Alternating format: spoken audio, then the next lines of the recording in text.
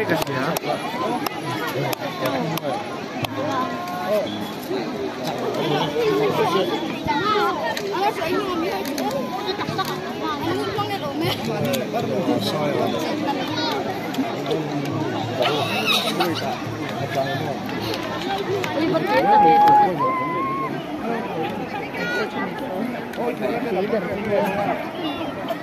Ay, ikat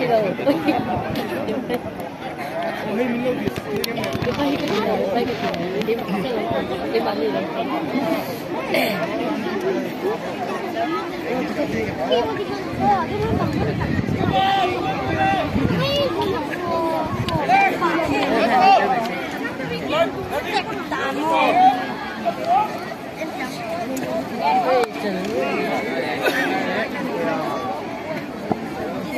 Đó.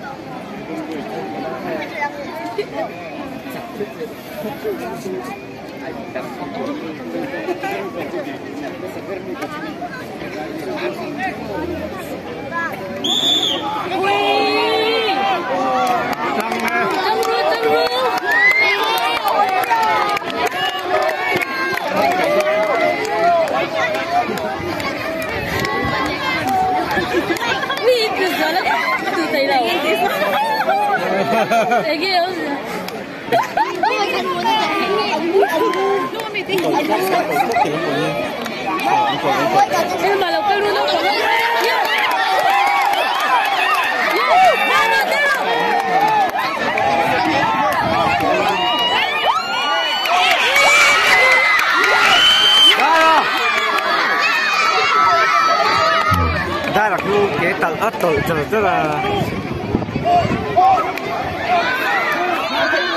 khoang quý làm lắm ăn tội phết đó ôi bột liệt liệt đồn mấy cái gì Châu rút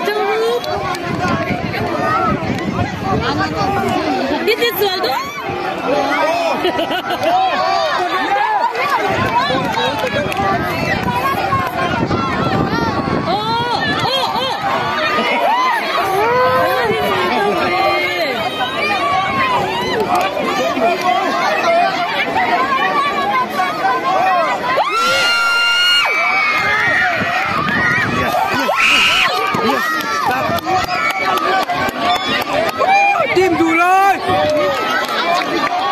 chặt ta không quý làm chặt ta rồi đó side chase như thế đó nhá